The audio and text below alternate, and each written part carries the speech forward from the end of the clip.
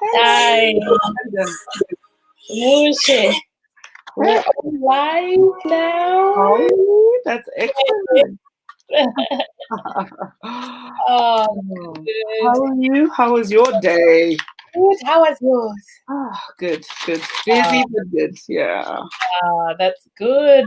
Yeah. Hi, Pamela. We've got Pamela. We've got a few people tuned in. Oh, excellent. Yeah, we're just gonna wait. How has been your day today? Have you been at work? Yeah. I've been working, yeah. Working mommy duties and work.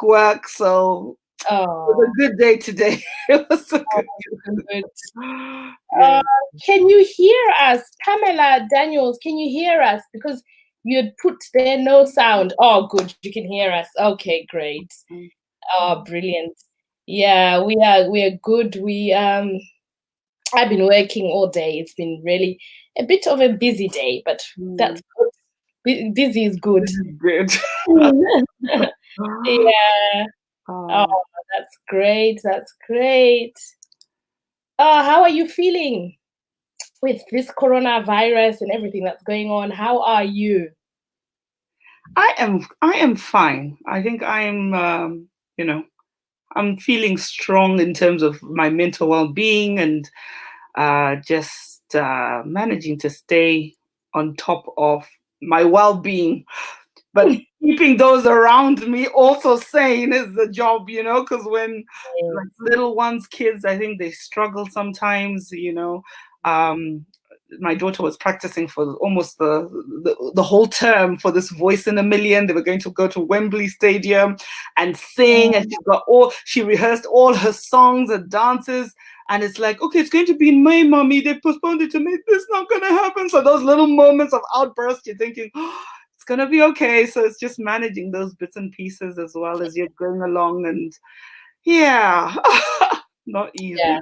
Yeah, that's the hard bit, I think. Yeah. Yeah. Oh, welcome, Tendai Ndoro, and welcome to everyone who's on. We've got some people on, and we're using a new software today. So we're using a new software today. So we thank God it's working and it stays working. So that's really, really good. We've started today with Operation Gadzirira, Lungiselela, and Operation Prepare. Because of the days that we are living in, not just the days that we're living in, but we always have to be prepared. But I think that the times that we are living in have made certain things so stand out, because we realize our mortality now more than ever. And it's a time for us to start to have those really difficult conversations. So thank you for starting for coming on to talk about dying and financial readiness, because I think it's something that we don't really like to talk about, but which we must talk about. I know. Yeah. So thank you. So Tendai, maybe you could just tell us a little bit about yourself and what you do and why you are an expert in this area. Yeah. So I'm Tendai. I've worked in financial services since I was 19. My first job was during a gap year at a bank at HSBC, and then I went back to uni, worked and studied economics and finance, and went back into banking. So I've done everything financially regulated, from setting up loans, credit cards, advising on pensions, mortgages, But a few years ago, I came out and started. I think one of the things that always bothered me as an individual was, people who would come into the bank when a baby was born saying, hey, I've got a little baby, I want to set up a life insurance, were people of other ethnic backgrounds, and that would never happen in my culture, savings plans and things like that. So when I stepped out a few years ago, I felt that, okay, the people I really want to work with are mainly my own people, to just give them the ins and outs, demystify the myths. I know we struggle to talk about it. It's a taboo topic, but actually, one of us, all of us are going to go at some point. And so that's why I'm really passionate about it, because I think working in the banks and in the financial sector, I've seen the impact. I've seen, I was saying a tale of two widows, one widow who has a husband who had set up life insurances, put things in trust and written a will, versus somebody who doesn't have that. And the story for the two would be so different. The lives and the struggles that the other one would go through would just be so immense. And so I'm not scared. I feel I'm an evangelist in that department. Just literally, say, hold on, yes, we will live, will not die. Jesus is Lord, you will be healed, you will be saved. However, if he chooses to take you, he'll take you. And what will happen to you? What will happen to your family? So yeah, that's why I'm very passionate about that area. I know it's one of the reasons that all of us wake up early in the morning and we grind. We go to work, because we want to put food on the table. We want to buy new shoes for our kids. We want our kids to have the best, our families to have the best. So if we're thinking about that whilst we're here on earth, we need to also think about what happens when we depart. Can those good plans continue even without us in the picture? So yeah, that's me really in a nutshell. Oh, that's great. You are an evangelist, and I know you go all over the country, you go to churches, you go to conferences, talking about financial readiness and preparation. And I just, what is it? I think even some of the viewers, if you could tell us as well in the comments, why is it that people don't want to talk about death, one, and two, maybe to make those difficult decisions, like making a will, like those type of things? Why do people not want to talk about it? Yeah, I mean, if I start to just share what I think is one of the issues, because I think when I approach it with all of my clients, it's a question of, you did, no, you didn't. No, you didn't talk about that, is the fear for starters. I mean, let's face it, nobody wants to go. The reason why the whole country, the world is on lockdown is we don't want people to die. We don't want anyone to die before our time. We want to live forever. There's someone who's saying that song, I want to live forever. We do, So the fear of that there could be a time that you're no longer here on earth, that's something scary. Or a time where your loved one could not be there on earth. So we don't want to even talk about it. And I think sometimes we confuse things like, what you think about, that's what's going to play out. So we don't put things into context when it comes to some things that are quite practical, that look on this earth, those who have been, they've gone. And it's like a conveyor belt, we're here for a certain time. So fear is one. Maybe sometimes ignorance, not really knowing actually what is there, what can I do about it, and I think speaking to somebody who's an expert in that field is a good thing. Like even at the moment, if we'd heard about Okay. Thank you, Sandra. I'm seeing the message from Sandra there. Yeah. Totally, Sandra. It would be awesome that, men could be speaking that, because that's also one of the things that I struggle with a lot of the times, where the women are saying, yes, we want to do this, but they go home and Baba says, no, actually, I don't need that. Because men would love to be the ones who initiate maybe that conversation.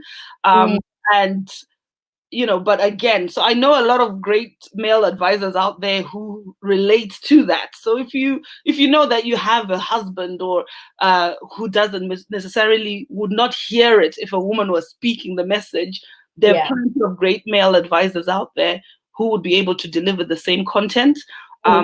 So yeah, but ultimately the message should be taken on and taken apart and saying, okay, what are we dealing with here? What would happen?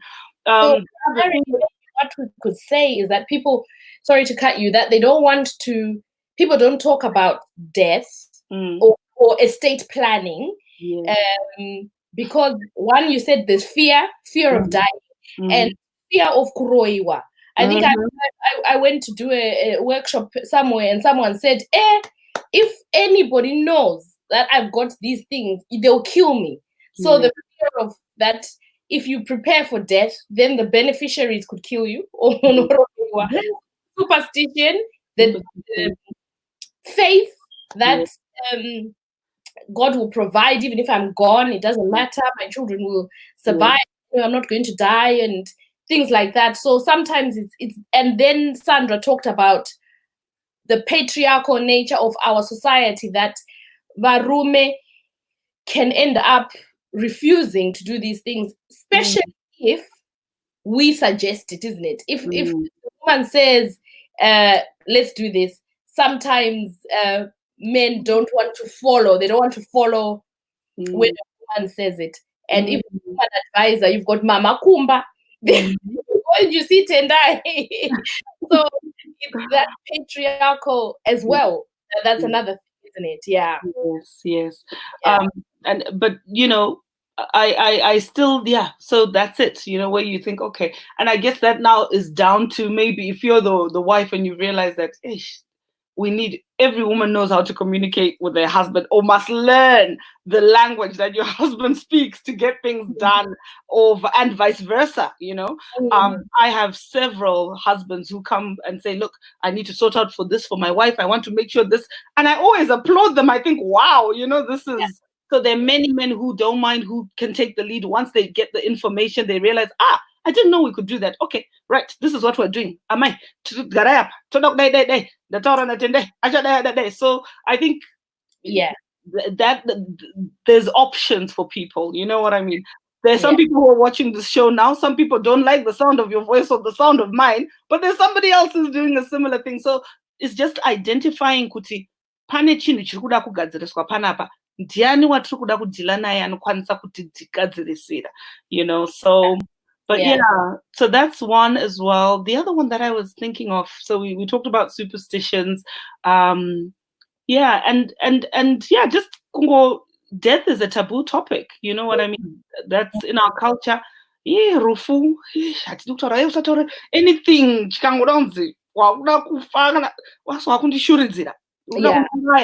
and I've seen as well just the difference here, where even in the medical, like Isusukumba, when how they do end of life care here, they tell you you've got 3 weeks, you've got this, you've got that, and then but for us, I think that's something that's very difficult to accept. Another person can tell us you've got 3, and usually their prognosis is so dead or spot on, but for us, that's not something that I especially people from a faith background, we find that very difficult to receive, and so it's a big topic in terms of, and like now today, I think we've had over 21,000 people in the United Kingdom who have died in the last few months. I think I wouldn't know how many weeks, 7 or 8 weeks since the death started. I can't remember the exact date. But if you just think, all these people in such a short space of time have died. And, that's what made me think, okay, you know what, we need to do something, because even our own brothers and sisters are dying, people that we know. And it's so painful. Young people in their 40s, people with no underlying health conditions, young, fit people, healthy people, so it's just taking everyone. It's indiscriminate, this disease, and it's highlighting some of the things that we need to prepare. So I wanted us to just start with financial. A lot of NHS workers have died, and nurses, and some of them single moms, and children are being left on their own. So how I think that's one of the greatest fears that I've heard from people saying, "Vana vangu vachaita sei? I'm so scared. I don't even want to go to work. If I die, what will happen?" And it's mostly from people who are going into the front line. And I know they gave a death in service. The government is giving a death in service of 60,000 pounds. So I think I'll ask you 2 questions, Tendai. The first one is perhaps the death in service. If you are a person who is in the gig economy, like a lot of people work as contractors, people work 0-hour contracts, or if you are like you're working agency, a lot of nurses work agency, so they wouldn't automatically qualify. I don't know, I'm not sure about these death in service. And also people who are business owners who perhaps are self-employed, they've got a care agency, they're going out and working. What happens to those people financially? Do they qualify? What do they have? So death in service is usually, linked and related to your pension. So if you're not employed by an employer, you wouldn't get that. Okay. I'm self-employed. There's no death in service for me. When I worked for the bank, I had death in service that was linked to my pension. But once I left, the day I left, that ended. So that's one of the things that, as a contractor, as an agency worker, people tend to get paid more, but they just look at the rate. The rate is higher, but they don't think that actually with this higher rate I'm getting paid and the freedom I have to be responsible and take care of these things on my own now. So things like your pension, your life insurance, your private health, your income protection, sick pay, those are things that as a contractor, as a gig agency worker, you have to sort out on your own. So you would not be covered with, because there's no employer who's responsible for you on their book. So what would people like that do? What would they? So those £60,000 that were given would only be for a person who was working in the NHS. Yeah. As if who's working in the NHS, who's got the pension and everything. Is that right then? So I haven't particularly seen the one you've mentioned about the government is offering that death in service bit. So I'll have a look at that. But typically, death in service means you're working within the system. Okay. And when you're agency, because you could be sleeping at home 6 months of the year, and you're not you're not in service really. You can choose to say I want to work 4 months a year, and then the other month I don't. So you're not really in service. You choose how you work. You're not. And so what about the people who then don't qualify? What could they do to be able to get that lump sum, which is what lump sums can people get so that their loved ones, especially children, especially people with young children who are not yet self-sufficient, how can people prepare so that they can be okay financially after their parents So there are different sort of term assurances that you can take out, some that are a bit more tax efficient, things like relevant life insurance policies, where your company, say if you set up a limited company, that would pay for the premiums and their tax advantages of that. They would then put it in trust so that you nominate who your beneficiaries are. So in the same way that the death in service would work. So the company, because you set up a limited company, it's now your employer. So you can set up a similar death in service type policy through that company.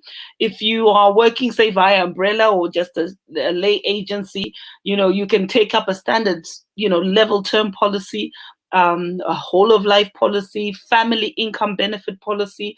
That one differs a little bit because it makes sure that there's a stream of income that keeps coming until maybe your youngest is independent. You have to be thinking about things like, because what typically happens when someone dies and they receive a lump sum of money, it's almost like a lottery windfall. Suddenly you've got 300,000 in the bank account. And records have it that most of those people within 3-4 years, if it's not managed, if they don't get advice or guidance, that money is disappeared. So you can set it up knowing your own to say, okay, I'll set up a little bit to get a lump sum, a little bit to make sure that Vana keep getting that Marino Pindamo account in their trust account until they're 18, 21 or 25. So you can do a combination. You go to a lump sum, and then like your salary coming in all the time. They can have both of those. Yes, you can have both of those. Yeah, that's good. Yeah. And somebody said, what if they are linked to mortgages? So something that's linked to a mortgage, when you took out the policy, you set it up for the mortgage. So you wanted to know that if somebody died or if you died, the mortgage is settled. However, what happens with these policies is they don't necessarily go and look for the mortgage lender. They will still give you the money and you decide what you do with it. Okay. But the mortgage linked one will be related to clearing the mortgage off. Yeah. So really and truly, you do want something that covers above and beyond the mortgage. Because if you look at a guide to say, what do I need? Is like, okay, the mortgage is maybe £1,000 a month, but you still have council tax, gas, electric, and let's say you've got 3 kids and you're juggling childcare together. One person snatched away. Yes, the roof over the head is settled, but now you've got one parent who's got to deal with the emotional needs of 3 children. And the outgoings don't really change that much, except for maybe that £800 your mortgage. So don't you want there to be almost like your salary to keep coming in, perhaps? So it's those sort of conversations that we would have when you sit down with an advisor like myself and put the appropriate plans based on your needs, the age of your kids. When you think your kids are going to be fine.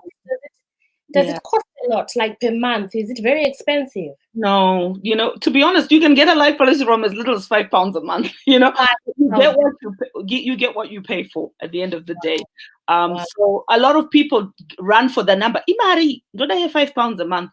But then you might find that it only lasts for 5 years or 10 years. After 10 years, pera, and then what are you going to do? So you need to be thinking, okay. I always say to people, take it out as quick as young as you are, because the younger you are, the cheaper it is.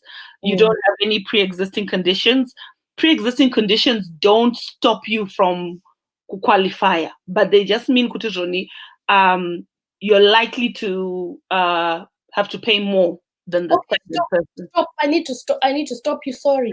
So you've said because Tendai, this is your job. Saka, you know it all, but you're speaking to us who it's not our job. So you talked about pre-existing conditions, Andy. So what type of, would that stop you, or is it limiting my chances of what you can get? So what type of pre-existing conditions would hinder a good life policy, or to have a broader choice? Yes.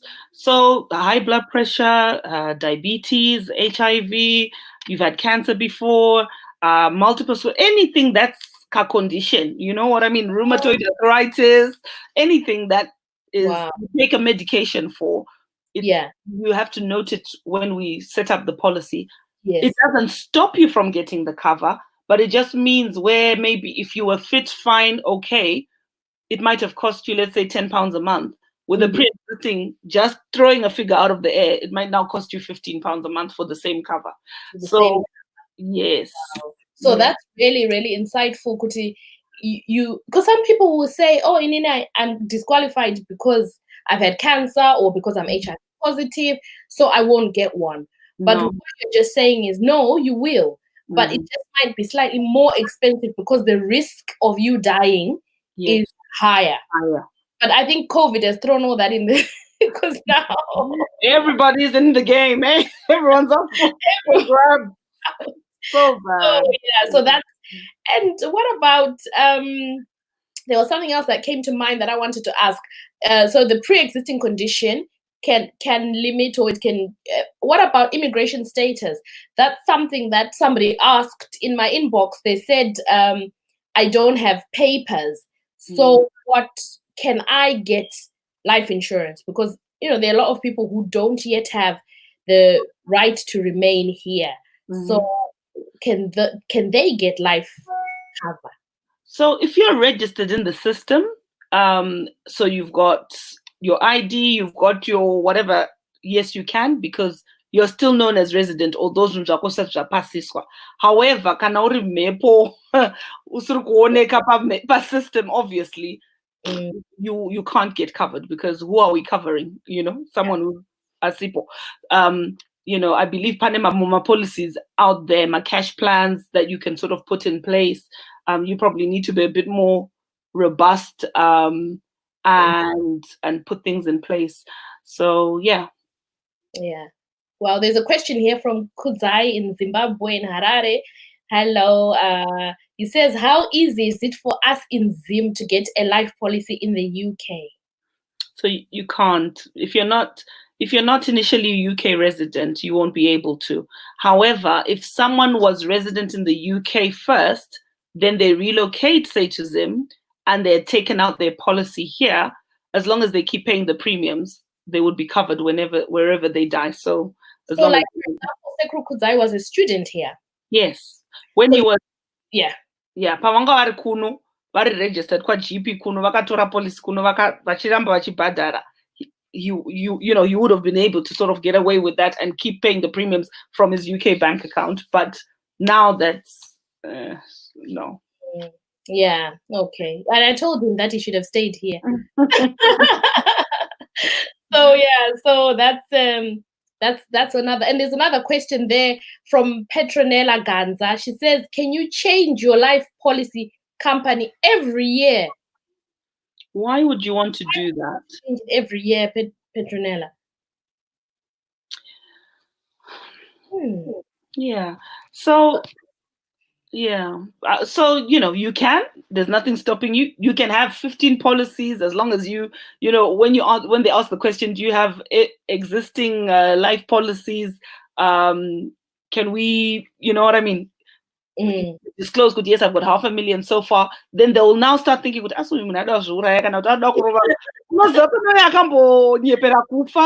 policy and they were found in the island. So yes, I remember that guy. Motive yako chi 5 million life insurance, what's happening? And you don't necessarily have a business or debts that are linked to that.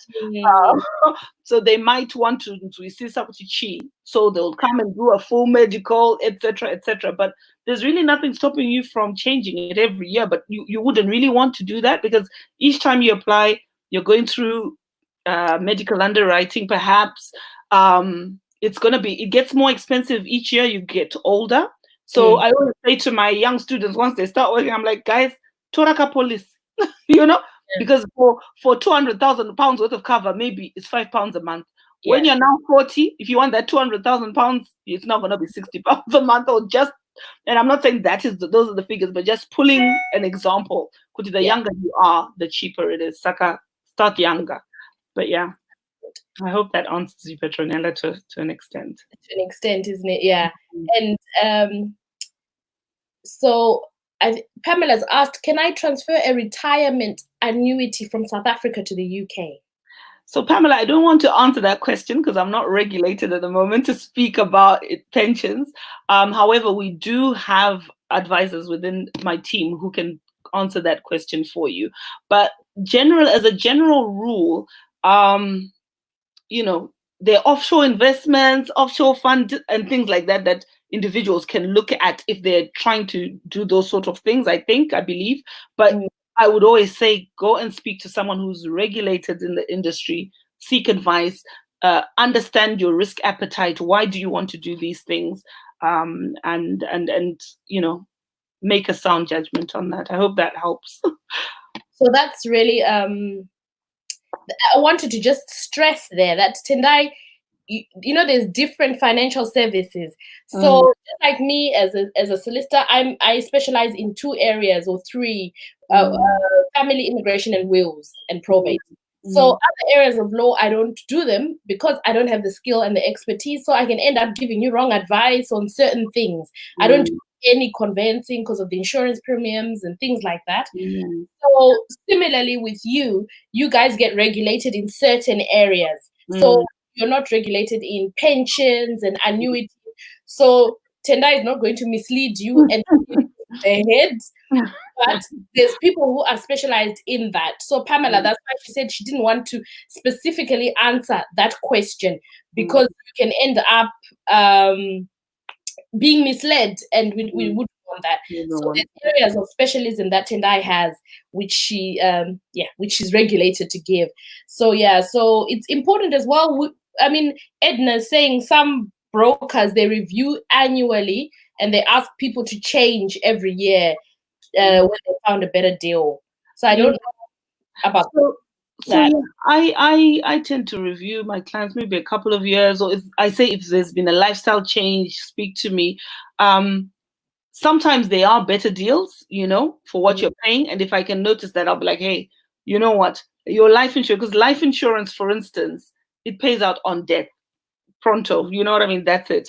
So if there's something over the last few years, we've probably noticed life insurance has gotten cheaper because annual life expectancy has increased over the years. You know, people are expected to live longer, so the premiums have become a lot cheaper. Critical illness cover has, I think, become slicker over the last 10 years, better. If you had a policy, sometimes from, you know, it depends on the cover as well. You know, I remember a time back in the, you know, early 2000s, something like HIV/AIDS would just be covered, like just covered without. Now it's like you have to have had it through a work accident or something. So if you had a policy from then which has better terms, you don't want to be switching it every year. Do you know what I mean? Yeah. So as long as the advisor is analyzing it, and making sure that the terms really are better for you and you can see it and your medical circumstances haven't changed. You know, I've put on a bit of weight. I'm like, hey, before I look for some more cover, I better lose some weight. You know, because it's going to be more expensive for me now. So someone who would want to switch my cover now, I'm like, I'm not going to get it as cheap as I got it 2 years ago. So can you just hold it right there? Yeah. So, yeah. That's good. So you, before Dotty had asked if you can increase the amount of your life policy to get more out of it. So that's what you've answered, really, isn't it? About reviewing the terms, and if your circumstances have changed, then that's important as well. So you can do that. I wanted to ask you a question about critical illness cover because you mentioned that in passing. So, for example, now with COVID-19, would that be so? If somebody got sick and they went to ICU, they were ventilated, or even just at home, I think this is a critical illness. I don't know. What does that mean? Do they have to be in hospital? What happens there? Yeah, so critical illness cover covers specific illnesses, and it really depends on your policy. So there are probably about 3 or 4 policies out there that would cover you if you went in hospital but were actually on a respirator for a set number of days. So some would say if you're in ICU for 10 days or if you're on a respirator for 7 days, then you'd qualify, but there are not many like that. So a lot of them actually, just getting COVID-19 wouldn't cover you, critical illness cover. But if you had maybe income protection cover, something like that would kick in. Yeah. If you're on statutory sick pay, which is, you know, the government 95, is it 95, 75? I can't remember what it is right now off the top of my head without searching it.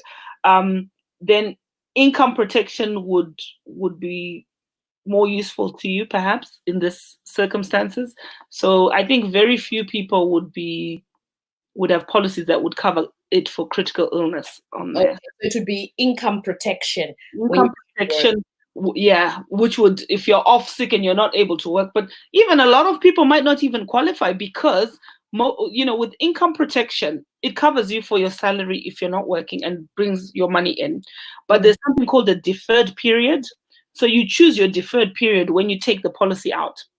And what the deferred period is like saying, Tendai, you know what, if I'm sick, I've got savings for at least a month or two, and you need the policy to kick in right there and then. So I could manage. So if you've had your deferred period as a month or 2 months, after a month, most people, COVID, so you would not have even had the chance to claim on it. Do you know what I mean? Because you're within the deferred period. But if you've taken out one of the income protection policies, maybe with a day 1 cover or 2 weeks deferred period, and warwara for 2 weeks, signed off sick, a lot of policies were actually using 111 saying self-isolate as a plus, as a thumbs up. That's fine. We'll take that as the doctor's sick note because people can't go to the GP in this climate. So, you know, then that would work for you as well. Yeah. Oh, that's really interesting. So that's really good. So in terms of whilst you're alive, if you get critically ill or income protection, that's important to have. If you die, there's the life insurance. So I want to ask another question here, which is from a personal experience. When we were growing up, my dad always used to tell us about his policies. Old Mutual policy, young, my father always talked about his policies. He had all his things, ducks in a row. But then, as you know, in Zimbabwe, what happened? A lot of these were wiped out, and a lot of elderly people were left with nothing. All of that had invested in those policies called mutual. I remember it so well. And here, what assurance do people have? If I put my money in this policy, will that protect me? If I put my, or should I just save my money, get real estate, just sort out my things so that I can perhaps save my money, buy a piece of land in Zimbabwe, and my children, if I'm gone, they'll have that. So sometimes people think of the two ways and balance those because of what security do they have. Yeah. So one of the things I love about being here is like all the I'm an independent broker, so the companies that I work with, they're all regulated by the Financial Conduct Authority, and there's the financial compensation scheme which covers insurances as well. So if, for instance, a company were to go under, etc., there are limits that you are covered for. What you tend to usually find with an insurance book is it's quite a profitable arm of any business, So if a company, let's say, is struggling, that's usually the business book they sell on to somebody else. So I know some people in the past who started off their policy with America Life, then it moved to Zurich, then it moved to this, because what was happening was the insurance book was being sold on to other people, but the terms that they had were maintained. However, we have that assurance that the government covers the schemes that these insurance providers have to pay into to cover it. I remember back in the 2008 crash, I'm forgetting the bank now, but it wasn't actually in the UK. What was it called? It was an Icelandic bank. I was doing investments at the time, and a lot of my clients who had their savings there, it wasn't even a UK bank. You know what I mean? But the UK backed those savings up. Do you know what I mean? So I take hats off. I feel happy working in an industry or a country where they do take those measures to try and protect people from scams, from things that would cause you not to be able to get your money when you've put your money in, which is why I think there are such strict advisory processes before you get advice. If you're saying you're giving advice, you have to be qualified, you have to go through certain measures. So if you want that assurance as well, go and get an advisor to do it, someone who is regulated in their field. So, because you advise people for free, you don't charge for that. And it's much better than trying to perhaps do a DIY online. Because I think so. I think there's no harm in speaking to someone. And I always find, like, the other day someone said, gosh, this thing is there's so much to think about. And I'm like, because when you're sitting on your own, you're thinking, I just want to make sure that if I die, and that's it. But you don't think about the other back end things that maybe we think about and we see regularly. Yeah, that's so true. And it's the same, because you pay for it later. When you do shortcuts and think, okay, I'm just going to do DIY, it's okay. I haven't practiced in insurance, but I did it at university. And I know that insurance companies have got so many little clauses where they can not pay, which are lawful. So, like, if you mislead them, if you tell a lie, and like here, I'm going to say this, right? People who've come, especially those who've come to England, have learned to lie unnecessarily because of the system, because of immigration, and people tell lies. Like, the minute you enter into the UK, people are lying.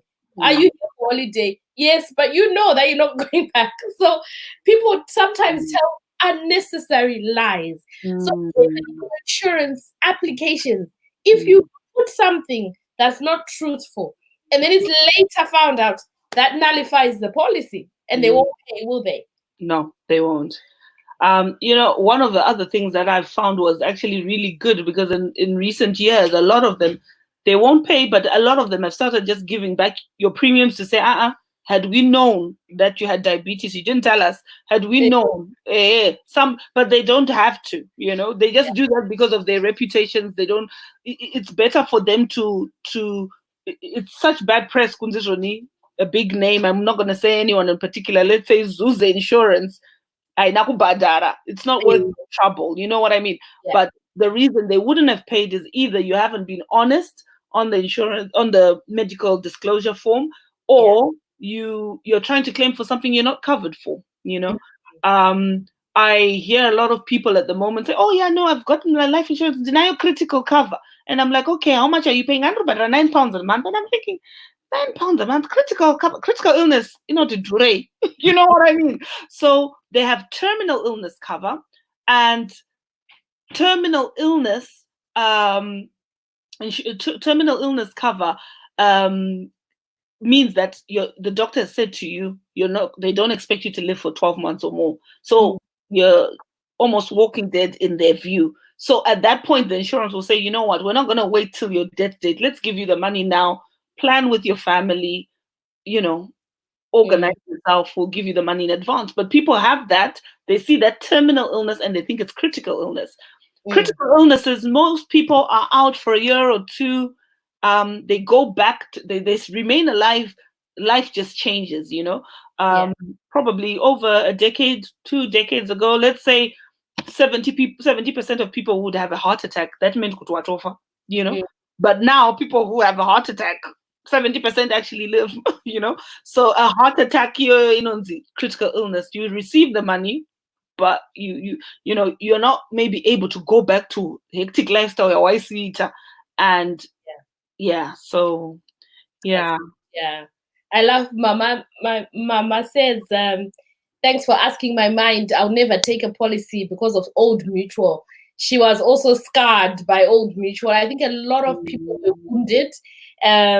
But it's good to know that the regulatory structure here is better, isn't it? The regulatory structure it makes people feel safe and secure.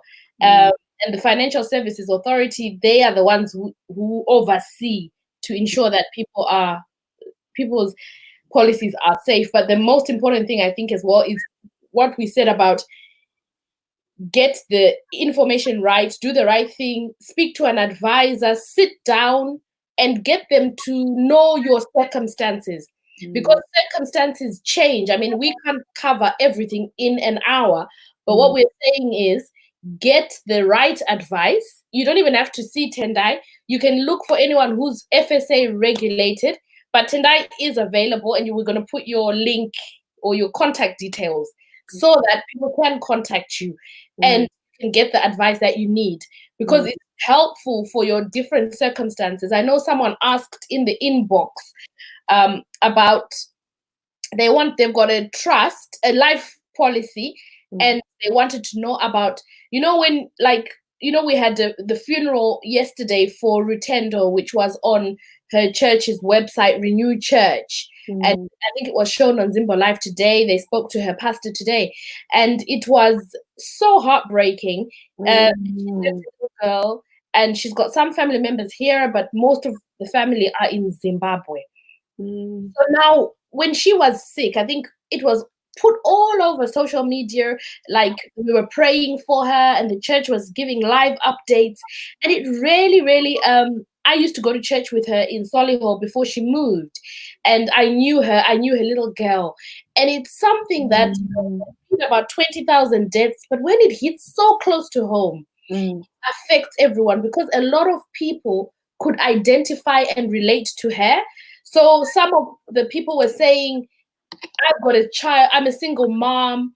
What am I going to do? Because you get the life policy, your children are minors. How does that work? So that your children are able to get the money and they are looked after until they're adults. What can parents do? Just perhaps in a nutshell, because I know that's advice you would give. So like a single parent, what would they do? A 2-parent family, maybe one would remain and look after the children. But similarly, especially in COVID days, Both parents close to each other. And then what happens to the children? How can the children, who can help them to administer the money? If you haven't appointed, so just to talk, I know you can appoint guardians and all that, but just to break it down in terms of your life policy and the financial aspect of that. So yeah, you need to nominate trustees, and not necessarily because she's my best friend or whatever, but it's really thinking who is going to be able to manage the money in the way that is responsible and make sure that the kids receive the things they need. So a trust account typically is set up for them, and the trustee would be the one up until they're 18 who makes sure that they get the things that they need. Make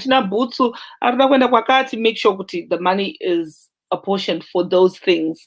So it has to be someone who's responsible. And you can set up 2 or 3, 4 trustees, I think up to 4 for a policy. So you can have, a few different people as trustees.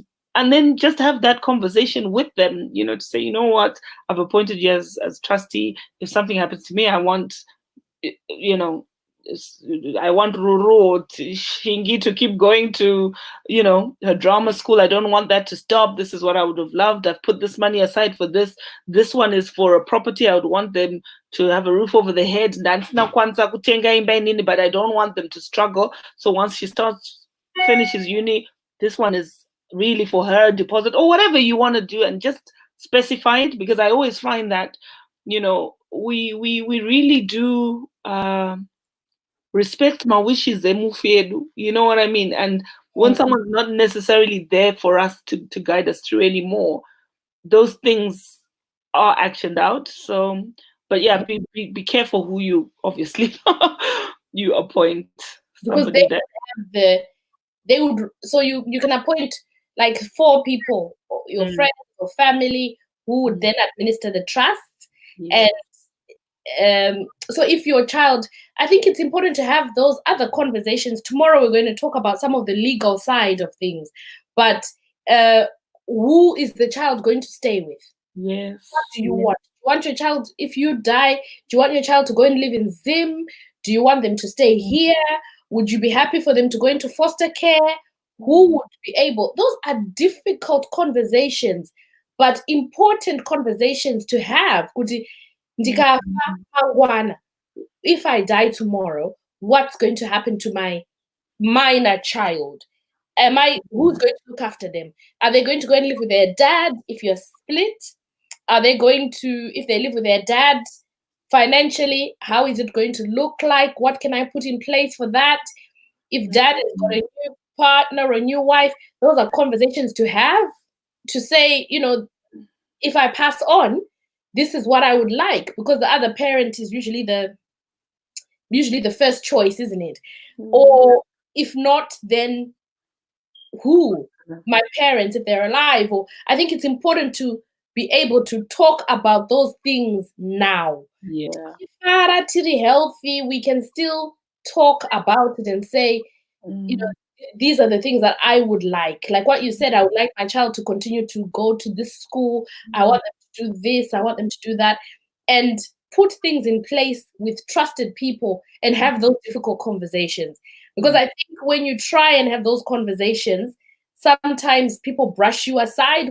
What, are you sick? Why? You're going to die. You're here. Come on, But I think it's important for us to be able to have those very challenging conversations now and put things in place.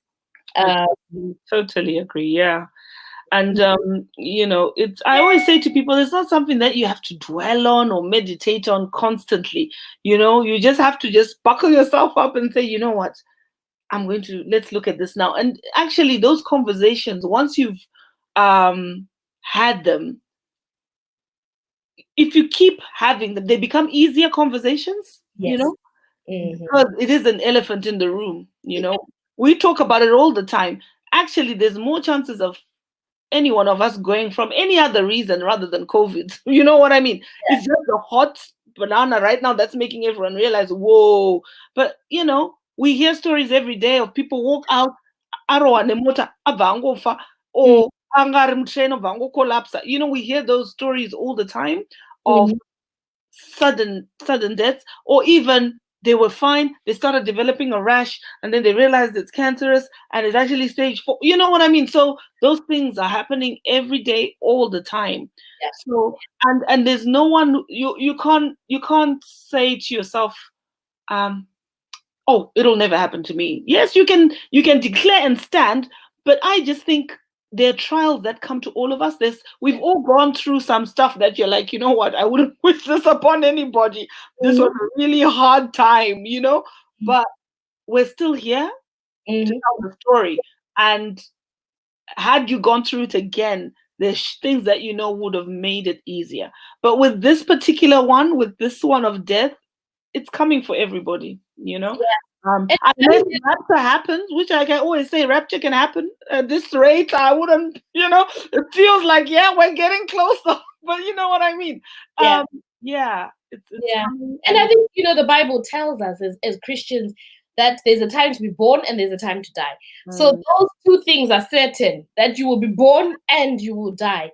But we prepare for a baby, we do everything when someone is being born, but when it's time to die, it's not so easy.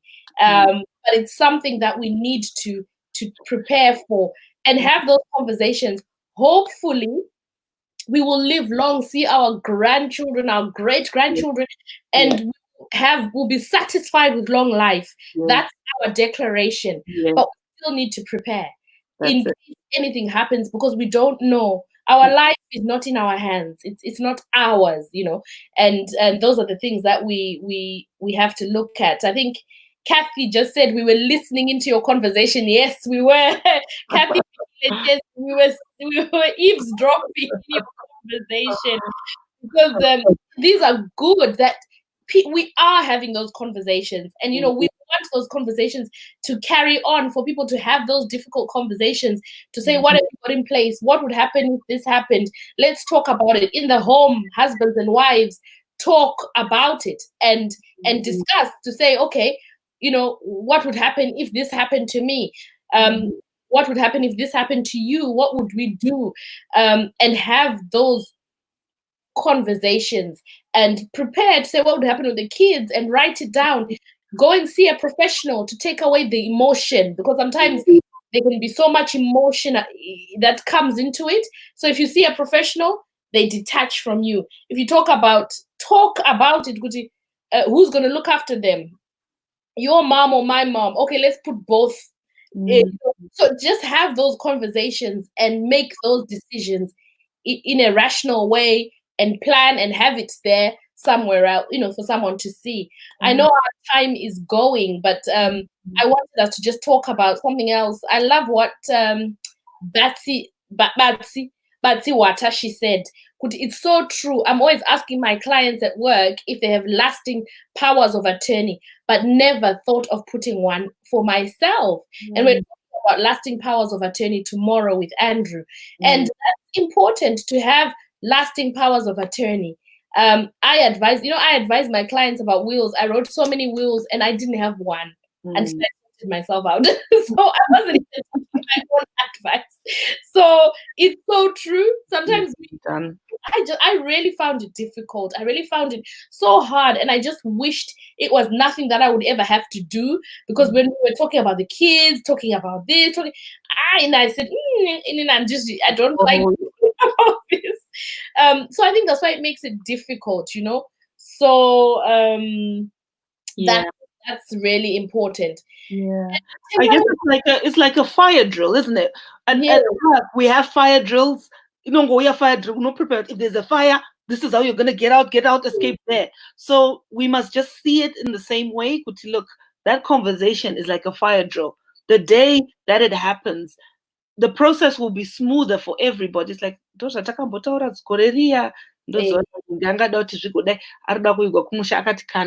want to go kumusha. So the process is easier. We know what to do on the day of reckoning, you know. So I love what Rob Bravo says, that death is part of life. Live life to the full, prepare for death, and accept it gracefully when it comes. That's so profound. That's true. Live life to the full as if you're going to be here forever, but prepare. And when it comes, it comes. So that's so true. I was gonna ask you about, I know we've got 7 minutes, about one of the things that happens sometimes is people die and nobody knows that they've got a life policy. They haven't had these conversations. Nobody knows what's there. So what advice would you give people? What would you advise them to do?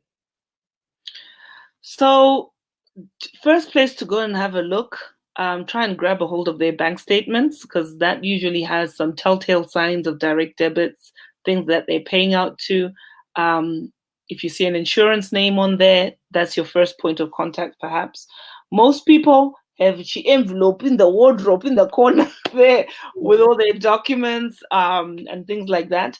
If you know that your loved one is single, or mom passed on and dad's on his own, or vice versa, just ask, Tendi, when you go, where's your stuff? And I know a lot of people say, oh, speak to Ninki, can you speak to Tendai, speak to whoever, I've asked so and so to deal with it. So just have that conversation where you speak, tell a few close people where your stuff is, so that it also puts people at ease. Because I think part of these difficult conversations, Rumbi, where how do I ask vamwene vangu or tezvara vangu kuti tezvara mune kavere, it's like because Murora is thinking we're here and you because you can actually insure your family. It's called insurable interest. You know what I mean? If you're responsible for them, you can take cover out on their behalf as long as they've consented to say, yeah, no, that's fine. I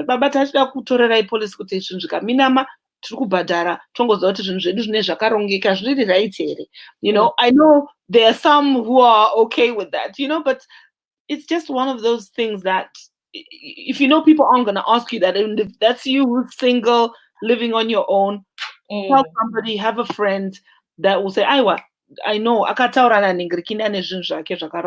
but yeah, bank statements is always a good one. That will show where what is. Yeah, there's a file, usually a bag of papers that is usually discovered with statements and things. Obviously, you might have to rummage through that as well. Yeah, so I remember my dad had a briefcase. He had a briefcase. We all knew his briefcase. That's where everything stayed. So it's good to have that place where everyone knows.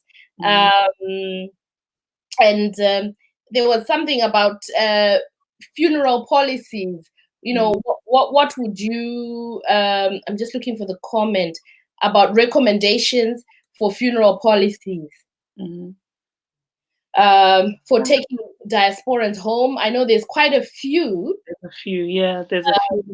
There's a few on the market, and they're cash plans, isn't it? Which then allow you to make decisions of what you want to do. So shop around. There's diaspora funeral cash plan. There's Nyaradzo. There's, I don't know. Those are the Zimbabwean ones, but I think there's some here as well, isn't it? Yeah, no, there are quite a few about. I know I speak to the people from Diaspora Cash Plan, and I sometimes send people their way who, when they can't meet any other criteria because it doesn't have medical underwriting. So, I know that's there. I know Nyaradzo is there as well. For those who would also want to take out something that you can have here and take care of your parents back home. Yeah, but again, it's again, I always say it's about have a look at your age with all of these things, because here in the UK I do policies with companies which use, say, the co-op funeral, so it depends on your age, what you're paying. Always think about what is the impact. Like right now in this climate, many people maybe would love to go home, but they can't. So I don't know what those policies are actually doing as a replacement. I'm sure they're being goodwill gesture and giving the money, but I don't know. You know what I mean? So always just balancing it out and thinking about those things, which you can always have when you do speak to someone who's an advisor who tells you the pros and cons of the various different things and make sure that your money is doing the things that you want it to do or you expect it to do when the hour comes. Yeah. So I think that's true. And I think Jeff is going to come on as well and speak about that. Because of and also talk about some of the claims they've had and what they've had to do. I think people have been cremated, people have been buried here. So sometimes your wishes can't be met because of the pandemic. And in Zimbabwe, they've got a policy that if you are bringing a corpse like from South Africa, from Zim, you're quarantined for 21 days first yourself, and then only the driver can take you to the burial spot and you're buried by yourself with social distancing all over the world. So it's a time when some of those wishes, they can't happen because of we live in extraordinary times, the times that we could never have thought this would happen. We could never have, no one could have ever thought this. So it's a time when you might have planned that you want to go and be buried at Glen Forest, but it's not. You're going to have to be buried here or cremated, and those are some of the things that are just going to have to happen. So that's what it is. So so I think our time is coming up, and we've talked about some of the things that you can do. So like your life policies, and even now when people are getting poorly, you can have critical illness cover, income protection. Those are all the type of things that you can get. There's so many products on the market, but it's important to get the correct advice, to know what suits you, how to get your trust. And I think today was just for us to talk about preparing financially, to start to have those difficult conversations with people around you,